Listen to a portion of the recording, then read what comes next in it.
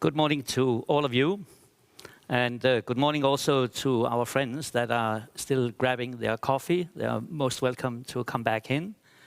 And good morning to my fellow panelists. The world is faced with an incredible challenge these years. It's not a new challenge, but it has been accentuated by the war in Ukraine and by climate change. And the issue is food security. We have a big task in front of us. We have to deal with it in the immediate, but we also have to deal with it over the longer term.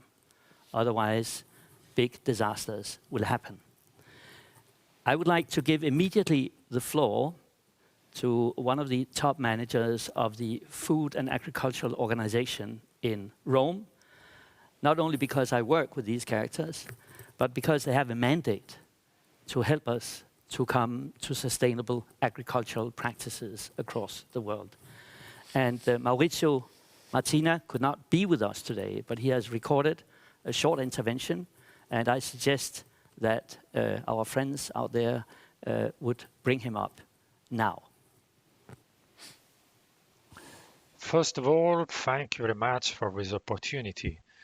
The state of food security and nutrition in the world report informs that up to 828 million people faced hunger last year.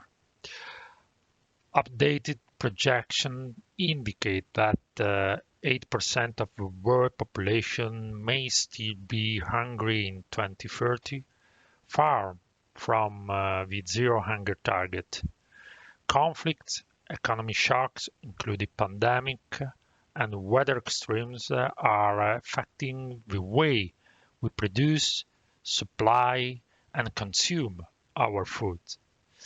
Our agri-food systems are fragile, and our supply chains are under pressure. The war in Ukraine and other conflicts add further challenges. In fact, energy, fertilizer, and food prices have risen, increasing global food insecurity. We risk facing a food access crisis today and the food availability crisis tomorrow. This is why we need to urgently transform our agri-food systems to increase their resilience, hence decrease their vulnerabilities. Allow me to touch on some of the main long-term challenges. First, the climate crisis has no boundaries. It's affecting every corner of the planet. Agri-food systems are implicated the most by climate disasters, but are also a crucial part of climate solutions. FAO is focused on helping farmers be prepared before disasters and be resilient when they have to face disasters. We need to invest in long-term solutions that provide the most vulnerable with tools and resources to manage extreme events. Investments in climate adaptation solutions take many shapes, depending on the unique context of a community, country, or region. However, small-scale producers remain underserved by global climate finance.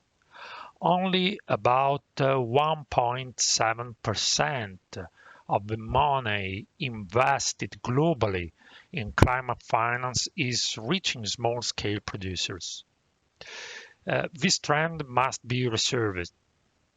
The second is health equity from a food perspective. There is a critical link between the quality of our diets and food security. Currently, more than 3 billion people cannot afford a healthy diet. We need to make nutrition and safe food affordable and accessible to all. Governments need to allocate public budget to support the production of food with beneficial health and environmental characteristics. We need to expand the supply of nutritious food and then shift consumption towards them through data-driven policies, advocacy, and education. The third challenge is inclusive economic recovery and growth. The COVID-19 pandemic and the conflicts have increased the global inequalities. To ensure recovery from crisis, we need policies that address structural inequalities and target rural poverty. In this regard, social protection is a critical policy. Shock-responsive social protection systems should be reinforced through the expansion of vertical programs and horizontal strategies, adding more beneficiaries. Another important aspect is the need to stabilize markets and prices. The FAO Food Price Index this year reported record high numbers. Transparency and coordination tools such as the Agricultural Market Information System are essential to foster confidence in the global market. Finally, we must produce more and better with less inputs. For this challenge, science and innovation are cross-cutting key accelerators. Technology can optimize the use of water and fertilizer in agriculture, while reducing food loss and waste could feed more than 1.2 billion people per year. We need to link all science-based solutions with the key multilateral processes to accelerate transformation. Vice President Franz Timmermans recently underlined the importance of making European Green Deal a just and social deal. I believe this can be done by sharing the decision-making table with all stakeholders, because only by working together we will achieve important objectives. Thank you very much for this opportunity. Well, thank you very much, Maurizio. Even if Maurizio cannot hear me, I count very much on the FAO to work together with all the stakeholders to make sure that these objectives are actually fulfilled. My name is Klaus Sorensen. I used to head the Commission's Office for Humanitarian Assistance, but I have also worked in agriculture, in development, and in a number of internal policies. And I'm here with a superb panel that actually is able to address the issues that Maurizio was just mentioning to us. And they range from what goes on at the level of the farmers in Europe, but also in Africa and Asia. It relates to the functioning of the international markets. It relates to how public policy is actually developed in support of food security. It relates to data that we have also been talking about. And from data, it relates to innovation. And I'm very happy that we have with us Ruth Onyango online. Ruth, can you see me? Yeah, I can see you, Klaus. Yeah, how are you? Good to have you this morning. How is the weather down there? It's raining off and on, yeah, but it's okay. Good. It's warm, yeah. And the dog is not barking that you had with you the other day. I hope there'll be no disruption, yeah, but we'll be through okay. Yes. But Ruth is one of the big experts in food security and food systems. And she has the advantage of being very close also to the villages and to the farmers. And I am really looking forward to her intervention. Andy, sitting here next to me, is the head of the food department of the European Institute of Technology. So Andy has an experience in the private sector, financing startups, building network between the public and the private. And actually, if I understand the philosophy of the European Institute of Technology, is that you have to go completely private at a certain moment, which is a big, big challenge, but you have already quite some success. And Maria is from Caritas, and that's closer to my previous work because you're actually very active in the most difficult circumstances in developing countries, disasters, food insecurity, and all the rest. So I look forward to your perspective. And finally, we have with us Alima from Bordeaux. And she's not in the wine business, I assure you. But Alima is dealing with data that can benefit the agricultural sector and farmers. And she has experience with cocoa production, but also it goes much wider. And I'm looking forward to that. So Ruth, without further ado, I think I will pass on to you and just ask you to give your perspective. How come that we have not reached sustainable food production in Africa? What are the missing links? How do you see it? Over to you.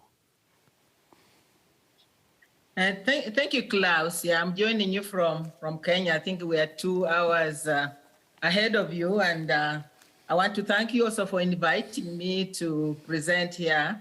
I'll just share a few of my points. You know, I've been around for a long time, so I can't tell my own life story, but I've spent most of my life, most of my professional life addressing issues of food security. When I first came across hunger, and I realized that you know, people become sick because they are not eating well and they are not eating enough. And so rather than study medicine, I decided to study food. And as I've aged now, I'm still on these food issues, you know, and we have missed it. There's something we are not doing right, because I believe there's enough food in the world. Yeah. There's enough food in the world to feed everyone. And each time we come to a phase and we have an excuse, and the excuse takes us back. When we started on MDGs, and as they ended, we had over 700 million people hungry. And now with the pandemic and where we are now, the number is increasing. And we are now giving other excuses. I call them excuses. We've had the pandemic, you know, things were disrupted, things went so bad. And I thought at that point, Africa could start to produce for itself. And now we have the war in Ukraine. And I wondered, I thought it would be a faraway war. And then all of a sudden, oh, you know what? Our food prices are going up by about 30%. Grain is in short supply because we import. Vegetable oils, we import for our oils. All of a sudden, the war far away from Africa is actually making us hungrier. And then now climate change is here. And by the way, for a long time, we didn't believe it. But during Corona itself is when we were really, truly impacted by climate change. And even our farmers, my farmers in the village, people would not understand what it is. They'll tell you, yeah, something has changed and we cannot produce the same way we used to. And that we need government to assist us to understand. We need government to assist us to get the right seeds, to explain the seasons to us. And so what I'm saying, Klaus, is that each time there is a reason why we cannot address world hunger. And there's a reason why I continue to see people at the village, at the bottom level, still hungry. We have failed as humanity. We have failed as people who want to do good. And I consider myself as a failure. Even my students, my young ones, the ones I mentor, they tell me, Professor, you have failed. You can't just be talking about these issues over and over again. What can we do? So that is one. Something has gone wrong. Now, when you look at SDGs, you know, they were really lofty. They sound good. Zero hunger by 2030. That is not going to happen. And even FAO has told us so. That's not going to happen. And why is it? During the Corona, we became selfish. We became protectionist. We became individualistic. And we said, Africa, you be there, you are going to die because you don't have access to healthcare, you don't have good food, you are not clean, you are going to die, you don't even have vaccines. But you know what? The corona now, we're living with it. We're living with it. It hasn't gone completely, but we did not die the way we did. Why is it that Africa did not suffer as much during corona as the rest of the world that we knew of? What is it that we can learn from this continent, which we tend to forget so much? What is it that we can learn from each other? Isn't it true we should move together rather than separately? I still believe that this continent, Klaus, is the cradle of mankind. This continent has answers which the rest of the world can learn from. We may not have the technology, and that's why we need the technology. I am a scientist, and I know the value of science, and I publish, and I tell my people always, set up your research properly. Bring us a paper we can publish so it can be shared with the rest of the world. So it is important that even as we address these global challenges which affect all of us, including climate change, that we share knowledge, we share expertise, we share areas which have not been endowed with expertise. We continue to support us. We have brains here, so we can also access the same information that can help not just Africa, but the rest of the world as well. And I learned a lot from Corona, Klaus. I learned a lot from Corona. I had Corona twice, despite the vaccines. I had long COVID, but what is helping me now are concoctions from my village. And that's how people survive. Now, why isn't Africa moving forward? And there was a time I remember when Africa could actually export. You know, Kenya used to export wheat. It's amazing. These other countries I go to, they were self-sufficient. Even Western African countries, they were sufficient in rice. They could feed themselves. When you are not able to feed yourself, you don't have dignity. So my point here is that technology is good. That's why I'm able to join you here through this medium without coming there personally. Technology is good. Innovation is good. Innovation does not discriminate. It doesn't matter where you are. You can be innovative. The M-Pesa mobile money we talk about was an innovation by a student at my university who sold it away. I don't think he's doing well now, right now. We call it M-Pesa. It came from Kenya. It's now used, this mobile money used in the rest of the world. So we have to also reach out, get resources, and I feel that the rest of the world, especially during this climate change, we need to help this Africa of mine. By the way, we don't pollute the world. We are being told now carbon, greenhouse gases. My women in the villages still cook on 3 stones using wood. They are told, no, we don't want to cut firewood. They are not at this level, so we're always trying to catch up. I'm sorry I'm taking slightly more, but I'm just about to wind up. That we're taking slightly more. So as I reach my twilight years, and I've had opportunity to travel in many parts of the world, I still come back to my Africa. I still come back to this village of mine, and they survive, they are resilient.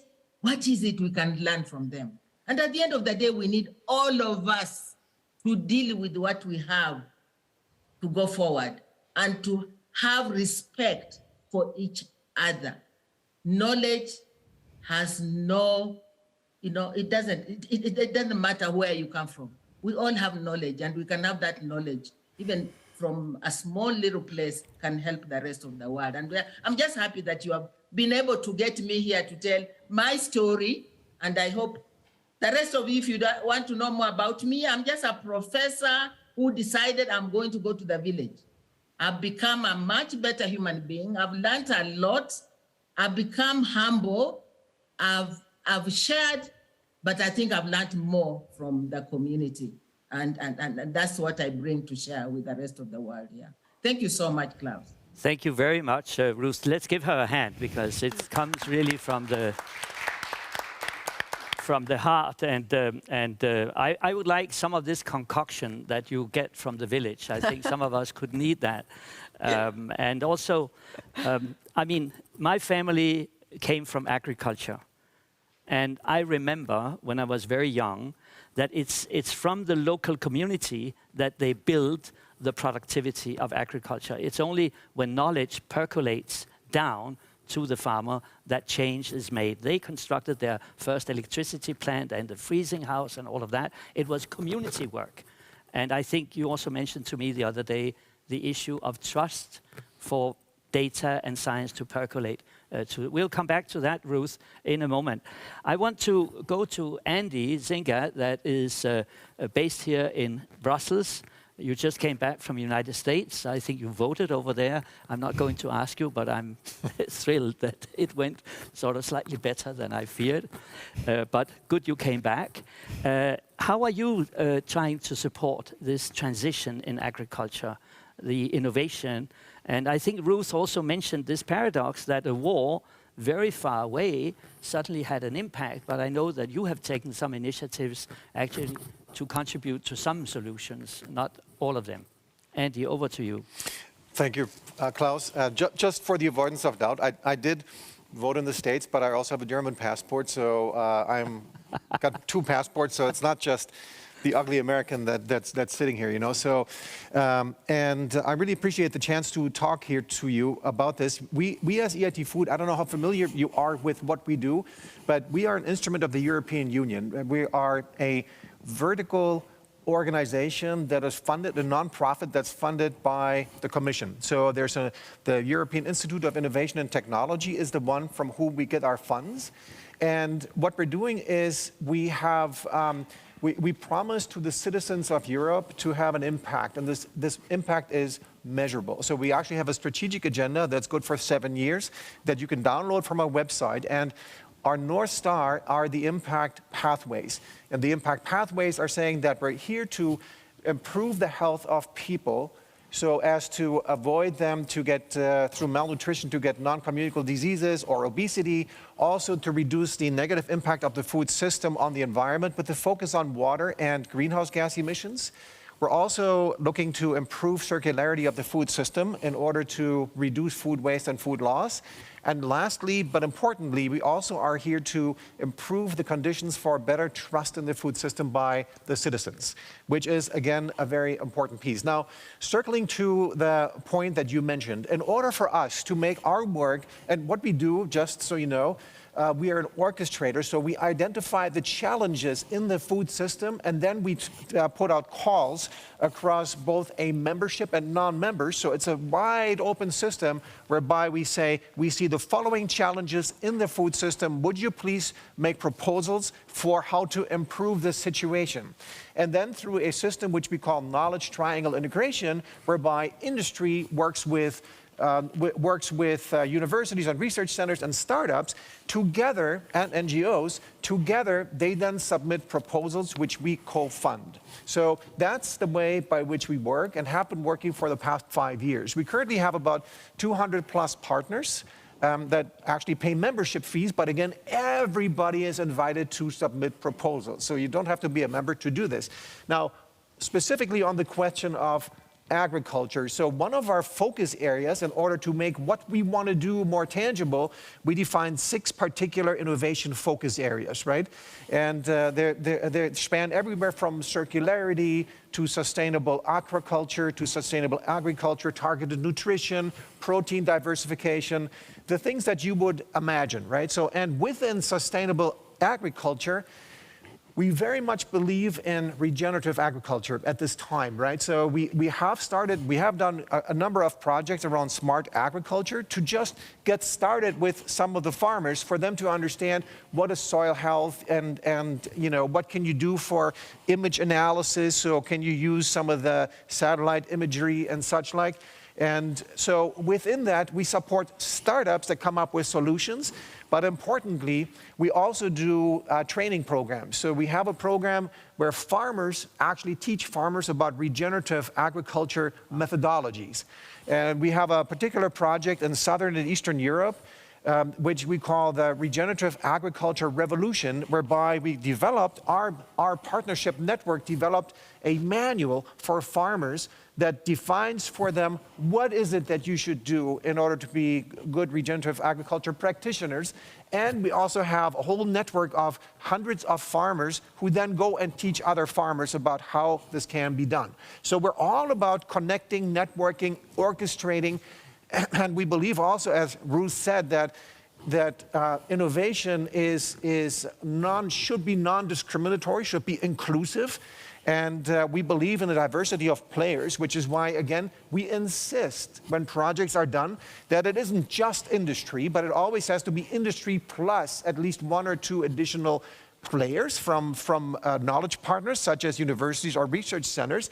And we also insist that it has to be across at least 2 countries of the European Union, so as to avoid friends working with friends, right? So there can still be cross-border friends, of course, friendships, right? I'm not saying this, but I'm just saying we're trying to really create a diverse set of solutions, and we're building on them. And we don't reinvent the wheel. We actually actively are looking what has been done already in the European Union and other places that we can take and build on, so that we don't sit there and reinvent the wheel all the time, right? And our partnership knows this, and all the people where we articulate our challenges, they know it as well. So that's the work that we have been doing for 5 years. Again, we have a strategic agenda. In the short term, by the way, just so you know, we're also very focused on innovation and not research. So all of the projects that we do have to have at least products or services, if they are from the innovation area, that have to be in a high TRL, at least something like 5 or 6,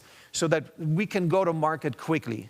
For example, in the COVID times, we got an extra fund from the Commission, for which we're grateful, which helped us to invest in giving bridge funds to startups of whom we thought they were going to have a very, very strong impact on the world, on agri-food.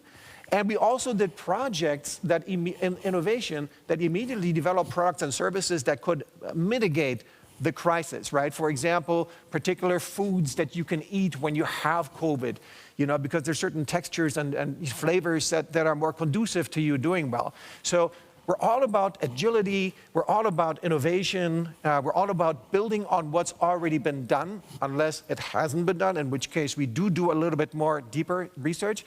But that's where we are, and that's what we do in agriculture as well. So sustainable agriculture is a big one, as is sustainable aquaculture, which is another area. But again, we have 6 particular focus areas that we're working on. I love to talk about it.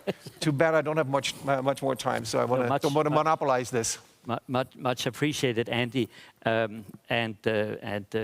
This special type of food, I think you should go and ask Ruth what this concoction is. Oh, I totally want to, yes. I know. This is very interesting. Absolutely. But we want to build on what exists already, right? So, and Ruth, if you can send the recipe, please, we'll bottle this and distribute it widely in the European Union. Andy, just because we did mention, and Ruth mentioned Ukraine, are you doing something in that area, or? Yes, as a matter of fact, yes. The European Institute of Innovation and Technology, which, by the way, EIT Food is one of 9 such communities, right? So there's 9 other organizations like us for different verticals, right? Like for energy, for climate, for raw materials, etc. And the EIT asked us to come up with programs across all of the KICs, so we're doing things like giving preferential hiring to Ukrainian citizens and supporting Ukrainian startups, which may have moved. But importantly, most recently, we were asked to do something really exciting, which brings the power of our network to bear on this problem. And that is, you can imagine the grain shipments from Ukraine have been brought down. In fact, I talked to the ministry in Ukraine, and they said we used to ship something like 5 million tons of grain every month, and that's down to like 2 million. And there aren't enough trucks out there or like railway cars to ship all that stuff across the border. So they now asked us to come up with a solution to maybe ship the grain via pipelines, and it's something that has been done in short distance, but this is going to be, we're talking about several hundreds of kilometers. And we're now doing a prize-based challenge. A prize-based challenge is an open innovation instrument whereby you say some of the best solutions in the world, we invite everyone to come in with solutions, and will pay a price for the best solution. So that incentivizes them to come up and say, yes, I'm going to go. And then if that solution isn't quite 100%, then we bring the power of this network to bear, all of our knowledge partners to say, let's get this across the finish line so we can ship all that grain across pipelines. But pipeline is only one possible answer, right? So who knows? There may be other answers, and that's the power of OI. I'm a strong believer in humanitarian or human creativity. I don't think there's a problem that our mind cannot cope with, as long as we give it the opportunity to do it. I want to turn now to Maria Neumann, and you are the boss here in Brussels of Caritas, and you're a fellow humanitarian like me, so I think we have a lot in common. And I would like to hear from you how food security is factored in what you do and how you see that interact with other policies and approaches. Thank you so much, Klaus. It's a pleasure for me to be here. So Caritas, for those who don't know, is indeed the global organization, the Catholic charity, that is working on humanitarian action on the one hand, on international cooperation on the other hand, and on the eradication of poverty and the inclusion of people in the most vulnerable situations worldwide. I'm indeed leading the European branch, let's say, of this global network. We are present, we have national Caritas in 46 countries across Europe, and part of the international network based in Rome, in the Vatican. We are present in 162 countries, and it makes us the second biggest humanitarian organization in the world. And our focus is really, we are a grassroots-led. We are led by the organizations on the ground in these 162 countries. And they are the ones that are leading our work, and we are there from the European level, from the international level. We are there to support and to facilitate that work. So we are strong promoters and believers in the localization agenda in that sense, and also believers in the nexus. I was saying that we are working both from the international cooperation perspective and on the humanitarian perspective, and we are always promoting this interdependency and interconnectedness. And I think that these two focus areas, localization and the nexus, those areas combined, they really can ensure that we are reaching out to the communities, the most vulnerable communities, because they are the ones that we are working with. We are present in their communities. We were there before any acute humanitarian food crisis. We are there during an acute crisis, during a protracted crisis. We remain after. We work with the people, through the people, in their communities. And we can offer longer-term solutions in that sense, because we know about the situation in a particular context, because of the communities that are based there and living there. And we work on their resilience, and we work on their preparedness to avoid, to be ready and prepared also for upcoming crises and possible humanitarian emergencies. We also have an incredible outreach, I think, due to the fact that we are a faith-based organization and generally, well-respected, built in the communities, in the parishes, in the, with the people. What we believe is necessary now for food security is really systemic change. Okay. And our assessment of the EU's key challenges in fostering food security, it comes from the experience of the people in these local Caritases from around the world. We were already hearing that the war in Ukraine has sparked yet another food price crisis. And it's dramatic, I think, to sense that the vulnerabilities of the current food systems allow this impact on the sustainability of livelihoods in different world areas. Our perspective is really that the European Union should address the structural weaknesses of the food systems, adopting a systemic change approach. So I said that our food security requires systemic change, and still global leaders, including the European Union, they seem to keep proposing similar things. As in response to past food crises, or proposing, climate-smart technological solutions that are not truly sustainable. don't build in on the local community's knowledge, and we heard so clearly already how important it is to build on the experience and the knowledge of the people. And the responses that we see currently don't always, respond to the needs of the people in the partner countries. We were publishing, Caritas, back in 2014, a report on ending hunger. The report on food as basic human rights, and where we were spelling out the role of the European Union for ending hunger. And we tried to identify some key recommendations in this publication, which you can also find downloadable on the internet. And I think we are quite, disappointed to witness that there is some rolling back in terms of social and environmental progress, including the referral of nature restorations targets, the opening of the use of chemical fertilizers in member states. And I think that this shows the lack of policy coherence, which is so important, not only on development, but also on climate. And I think also small-scale farmers, we heard this already, that are not put at the center of the policies. And I think that we must acknowledge their role in granting sustainable food security for their communities. So there is a focus on technological solutions, which is a bit of a matter of concern, because it does not put into question the mainstream production model, which is industrial, which is exploitative, extractive, and therefore, by its very nature, also unfair and unsustainable. So I think that we need to be humble and to accept the need of rethinking our relationships between human beings and the environment. And reforming our food systems will require time. It will require also changing as I was saying, the industrial model. It will not require, increasing food production. It will not require any quick fixes. And it might go against the short-term, interests, the political short-term interests that we often see, because it will require long-term thinking. It will require, longer-term transitions. It will require political will, and this is really key. So, very quickly, how can the European Union overcome this challenge and promote a systemic change in our food systems? And I would say first, by democratizing decision-making processes regarding food systems. We heard that a couple of times already of the importance of putting the people concerned around the table. Second, to bring smallholder farmers as central actors of the agricultural transformative agenda.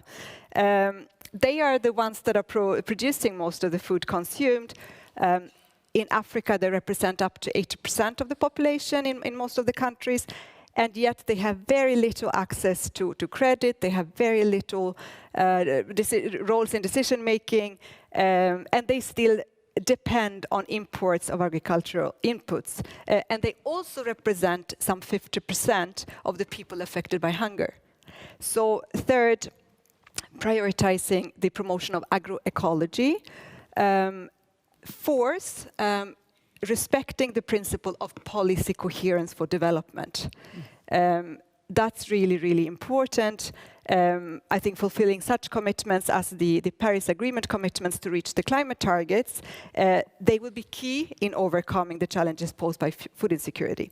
So I think incorporating all of that in ongoing and new food security initiatives will be really important. But when looking at the most recent EU efforts to address the food crisis, they don't make reference to climate commitments, to agroecology, or to place smallholder farmers at the center of the responses.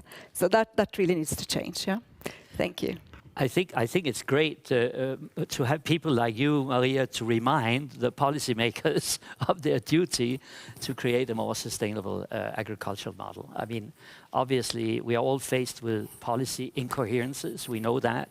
The question is that the direction has to be set and progress has to be made. And I think this is exactly what you contribute to. So thank you very much for that. We'll come back, if we have time, to a few other. I want to bring in Alina from Bordeaux. And we had an interesting conversation the other day about data and how to use data actually to make agriculture more efficient and actually also more sustainable. So please, over to you, Alina. Thank you, Klaus. Thank you very much for the invitation, because I think that there is a major capacity gap that we need to pay attention to. See, while using high-quality weather and agronomic information has been commonplace for farming in Europe and the US for many decades now, most African farmers still do not have access to this type of information. At Climate42, we think this ought to be changed. By giving the right advice to the farmer, backed up with the right data, at the right time, the efficiency and the outcome of farming in Africa can be optimized in the same ways it has been in Europe and the US over the last decades.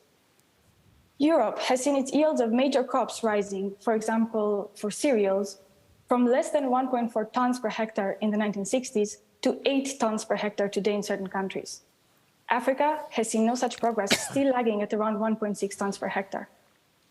To give you another example from the field we are active in, for cocoa, a major source of income for 2 million families in West Africa, yields are today somewhere between 300 and 600 kilograms per hectare, while we know that cocoa trees are able to sustain yields of 2,000, even up to 3,000 kilograms per hectare. Meanwhile, farmer poverty and widespread deforestation are huge, pervasive issues in cocoa production. Access to good agroclimate information has been an important contributor to the jump in productivity in Europe. It is not a stretch to make the link between this capacity gap and the yield gap I've just mentioned in Africa. So let me give you just one concrete example from our own research of how agroclimate information can help. And I will take you on a little trip here. So cocoa, the key ingredient in the chocolate we all love so much, is obtained from the beans of the cacao fruit, which grows on trees in the southernmost regions of West Africa. These regions are, for most of the year, quite wet, and cocoa trees really like this. But fungus-like organisms also really like this. And there is one that regularly attacks cocoa trees, causing what is called the black pod disease. This disease causes losses of 20–30% of cocoa production and 10% tree mortality every year. According to our analysis, if left untreated, as much as 70% of the total surface of cocoa pods on a farm can be affected. Now, the current best practice for managing this disease calls for monthly spraying with fungicides from June to at least November, so at least 6 such interventions during the year. If you do this, it absolutely helps to keep the spread of the disease in check most years, but can still fade to avoid significant damage and economic consequences for the farmer in very wet years. More than 25% infection rate still with such an intense management. Our analyses have shown that if we instead adapt the spraying schedule to the specific evolving climatic conditions in the area where the farm is, and use agroclimate information to spray only when the infection rates are expected to reach a given acceptable threshold, then we can keep the infection rates as low as below 2.5%, no matter how wet the year in question is, and crucially, we reduce the number of interventions by 33% on a very wet year, by 50% on a normal year, and by 66% on a dry year.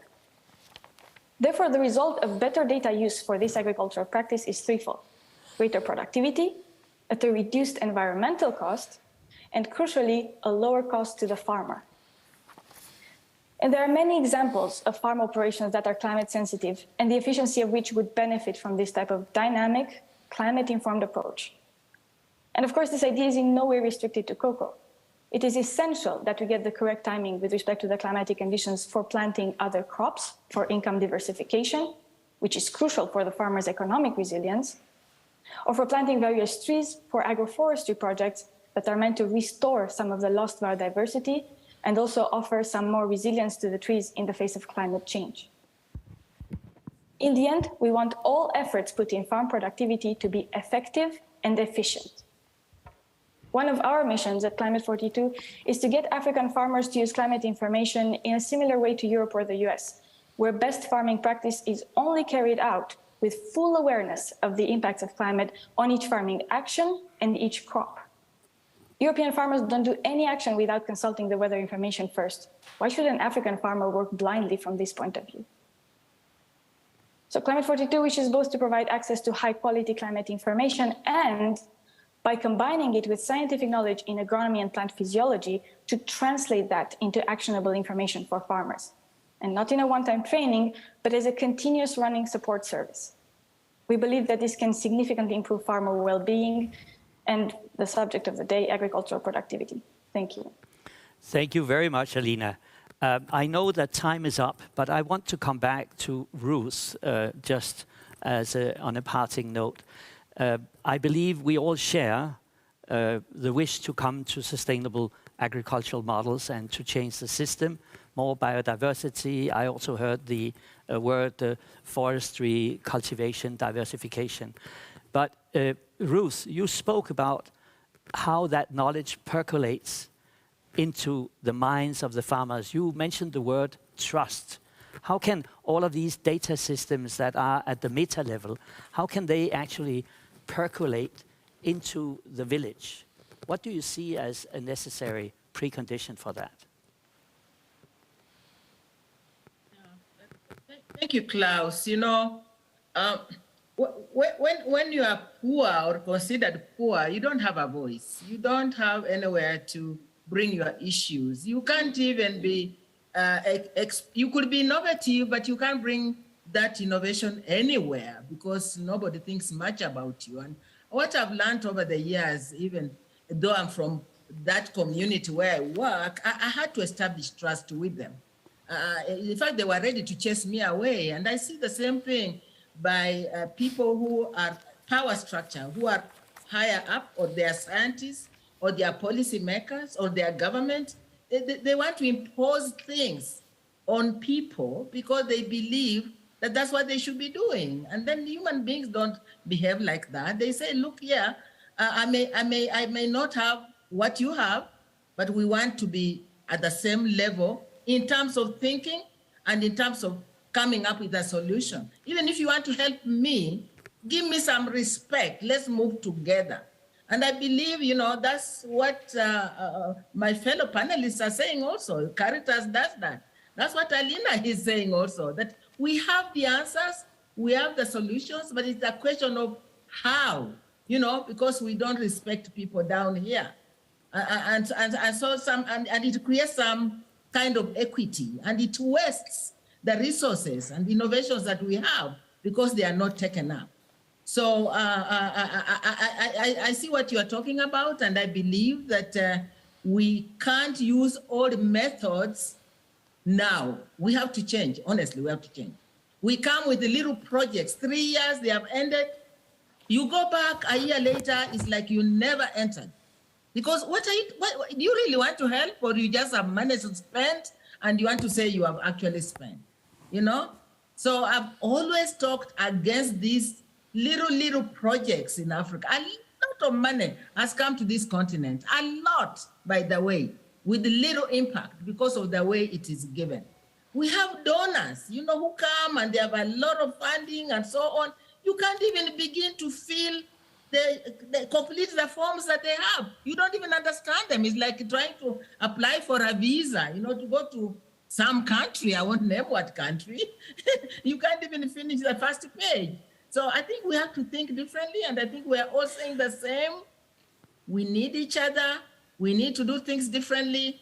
We need to respect each other, and we need to celebrate what eventually we can see. And we should have started yesterday, but it's okay if we start now.